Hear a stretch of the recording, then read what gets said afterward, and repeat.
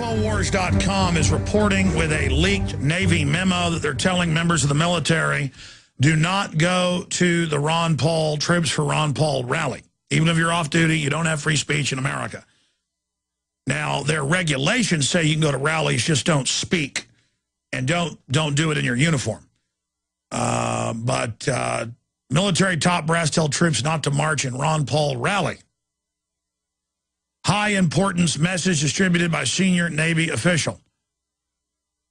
And we have that information at Infowars.com. Now, I'm going to Bob Chapman here in a moment, and then everybody else that's patiently holding with Bob, because we're going to have open phones for Bob today, of the internationalforecaster.com. But expanding on this here, we were talking to Richard in Texas, and Richard was just calling in, if you missed him, and was saying, look, it's time for the military to stand down and say no. Well, they take the troops and they put them in this peer pressure. And then they do carry out, orders that are unconstitutional. They do carry out things that violate their oath. And they do it all the time, like troops being ordered to grow opium in Afghanistan. I saw a new meme on the internet saying I'm a liar about that, even though it's on NBC News, ABC News, Nightly News, BBC, Fox News, CNN. I mean, just type troops guarding and growing opium in Afghanistan, and they're on the news saying, we don't like it, but if we don't, Al-Qaeda gets it, so we grow it, and then it's shipped out. And people are like, that's not true. How dare you say the troops are drug dealers? No. That's like when I say there were bombs in the World Trade Center, they say, you're saying the fire department did it. And I never said that. These are fake memes they put out. The point is, this is going on. This is happening. These wars are illegal. The drones flying into countries and killing people without a declaration of war, it's all illegal. Now they're going to use the drones against us. The government spying on us without warrants is illegal. A world government is setting up a planetary dictatorship right now. It's all out in the open. Our freedoms are being eradicated. They're saying the military is going to be used against us. That's treason. The Roman Senate knew that 2,000 plus years ago. Do we know that now? This is classical oppression. And the caller was saying it's time for the troops. That'd be a good discussion sometime for the troops. What order would you not follow? I mean, since there's no Bill of Rights and Constitution, it's effectively being trampled. The system's just getting around to now exercising their criminal authority, their power. They are a power, but it's illegitimate. When a serial killer has you tied up, they're the power. They are a power. That's a famous line from the, it's in a movie, but it's actually what was said at the trial. The King of England wouldn't, they were trying for treason, for waging war against the population.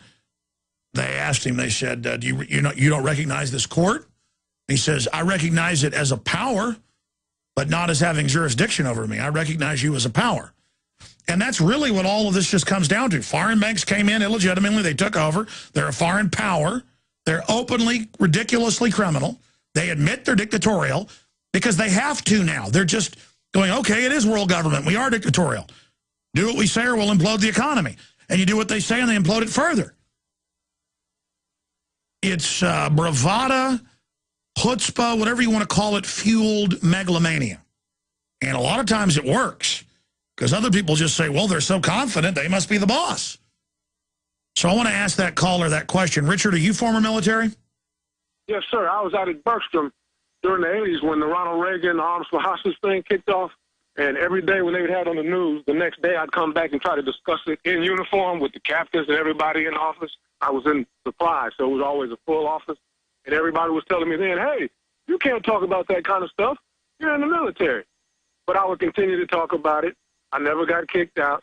But now when 91 came up and I started seeing Dick Cheney and Rumsfeld and all the rest of those criminals on TV talking about we got a new enemy now. We don't really know what he looks like. We don't know what we think they're coming from the Middle East, blah, blah, blah. I started telling everybody because it wasn't hard to see. They're going to kick off a full-fledged war. And 21 years later, after Doug Rokey, you, Joyce Riley, and everybody's been telling everybody who's gone over there since, hey, you're going to get sick. You're going to kill a lot of innocent people. Don't go. Don't do it. And look where we're at. So if the military aren't getting the message yet, it's a lose, lose, lose. You're not going to get your death benefits. You're not going to get your babies aren't going to be healthy. You're not ever going to get the nightmares out of your head. So you might as well stand up now demand the arrest of those generals like April Duncan did, April Gallup. Yes. Stand up. That's all you got to do. They can't put everybody in prison. You know, I understand what the gentleman just left said, Mr. Palast. Mr. Palast. But if the military men stood up, don't rely on the women because they shouldn't be over there anyway. If they just stood up and stood down, we wouldn't be going through this mess, period. And that's the issue. What if the Germans wouldn't have followed the orders to attack Poland or France? What if that wouldn't have happened? Well, 20 million Germans, 21 million Germans would have died. 21 million. Germany was only like 65 million people. Mainline history says 20 million. What is 20 million out of 60-something million? That's a third. I mean, that was the cost because the men up front wouldn't say no. Hitler got elected as a junior member of the parliament. He got elected running a coalition of like 34%. And nobody stood up to him. Same thing with the communists, same thing. And we know what this looks like. We know that the crazy drive of these elites will lead them and us to destruction.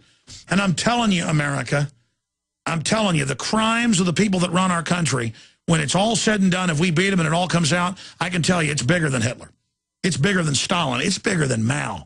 The New World Order through the U.S. is killing people everywhere. They got covert wars going on all over the place. Zbigniew Brzezinski is so evil that in 2 books, you can pull the quotes up online, just say, type in Zbigniew Brzezinski brags about funding Pol Pot and mass death. And he says, it's really a wonderful thing that I can say that Pol Pot defeated communism. Yeah, he did kill, a large part of his population, but that's okay because we didn't do it. We just helped him do it.